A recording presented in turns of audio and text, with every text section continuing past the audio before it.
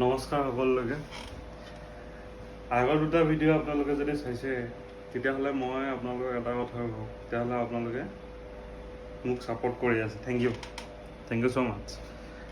তো আজি মই আপোনালোকৰ কাৰণে কেইটামান কথা ক'ব বিচাৰোঁ।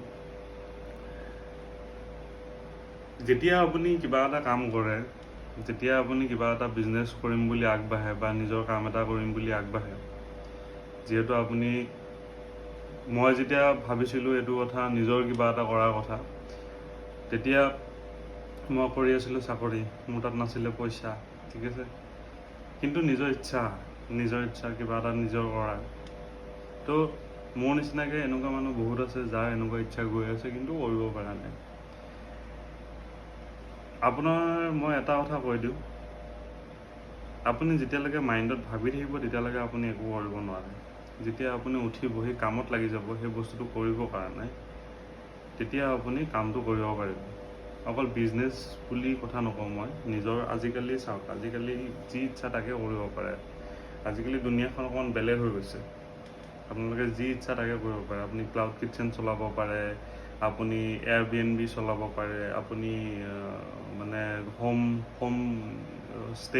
হোম ষ্টে বিজনেছ চলাব পাৰে, বহুত কিবা কিবি আৰু যদি আপুনি ইনকাম কৰিব বিচাৰে আপুনি কৰিব।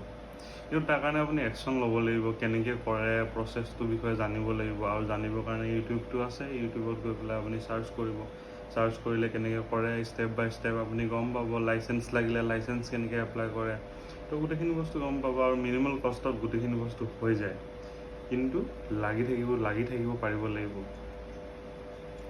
তো এই যিটো জব কৰা কিবা কৰা এই ট্ৰেপটোৰ পৰা ওলাই নিজৰ কিবা এটা যদি কৰিব ইচ্ছা আছে, নিজৰ ফ্ৰীডমটো নিজক লগা যদি ইচ্ছা আছে, তেতিয়াহ'লে আপোনালোকে সেইখিনি চিন্তা কৰিব পাৰিব লাগিব, ঠিক আছে। আৰু এটা কথা মই কওঁ যে নিজৰ কিবা এটা কৰা ইমান ইজি কাম নহয়, কাৰণ কষ্ট বহুত আছে, যথেষ্ট কষ্ট আছে। আপোনাৰ গোটেই গা বেয়া হৈ যাব, কঁকাল বিষ হ'ব, কিবা হ'ব। মই যিটো কাম কৰোঁ সেইটোতো কঁকাল বিষ হৈ যাব। নকৰোঁ বুলি ক'লেও কৰিব লাগিব, বাচন ধুব লাগিব, গোটেইখিনি কাম কৰিব লাগিব, A to Z কৰিব লাগিব। হোটেল বিজনেছ ইমান ইজি বিজনেছ নহয়। খাবলৈ টেষ্টি ফুড হয়, কিন্তু তাৰ বেকত বহুতখিনি কষ্ট থাকে। এনেই টেষ্টি ফুড নহয়, বাচন ধোৱাৰ পৰা আদি কৰি বহুত কাম থাকে। তো কথাটো তেনেকুৱা। বজাৰ কৰা, আপোনালোকে ভাবে যে মানুহে খালে পইচাটো পালোঁ হৈ গ'ল, কিন্তু খানা খোৱা টাইমটো খুব কম সময় যিটো বিজনেছত আমি ইনভেষ্ট কৰোঁ। সঁচা কথা ক'বলৈ গ'লে তাৰ বেকত চব্জি অনা, চব্জি কাটা, চব্জি ৰেডি কৰা, খানাটো ৰেডি কৰা, ভাতটো প্ৰিপেয়াৰ কৰা, ভাতৰ লগত যি বস্তু যাব সেইখিনি বস্তু অনা নিয়া কৰা, সেইখিনিত আমাৰ বেছি সময় যায়। আপোনালোকে বিশ্বাস নকৰিব, কিন্তু সেইখিনিতে বেছি সময় যায়। কেতিয়াবা কিবা এটা ভুল হৈ গ'লে সেইটো আকৌ শুধৰাব লাগে, বস্তুটো আনিব লাগে, গোটেইখিনি বস্তুৰ ওপৰত কষ্টটো অলপ বাঢ়ে। কিন্তু সেইখিনি কষ্ট কৰিব পাৰিলেহে আপুনি পিছত গৈ বিজনেছটো অট'মেট কৰিব পাৰিব। ইনিচিয়েলি আপুনি সেইখিনি কষ্ট কৰিব পাৰিব লাগিব, তেতিয়াহে বিজনেছ কৰিব পাৰিব। সেইকাৰণে ইজিলি মানুহে চাকৰি বিচাৰে, চাকৰিৰ কাৰণে এপ্লাই কৰে, চাকৰি কৰিব বিচাৰে। কিন্তু এটা কথা কওঁ, চাকৰি ইজি বস্তু, চাকৰি পাৰ্মানেণ্ট নহয়। চাকৰি যেতিয়া আপুনি কৰি শেষ কৰিব, তাৰপিছত আপুনি ৰিটায়াৰমেণ্টৰ নামত কেইটামান পইচা পাব, ন' ডাউট আপোনাৰ প্ৰব্লেম অলপ হ'লেও ছল্ভ হ'ব। কিন্তু লাইফ টাইম প্ৰব্লেম ছল্ভ হ'ব নেকি? নহ'ব ন। এতিয়া বিজনেছটো এনেকুৱা হয়, ডে বাই ডে আপোনাক গ্ৰ' কৰিব, যদি আপোনালোক ভালকৈ কৰিব পাৰে ডে বাই ডে গ্ৰ' কৰিব, জেনেৰেশ্যন বাই জেনেৰেশ্যন গ্ৰ' কৰি যাব।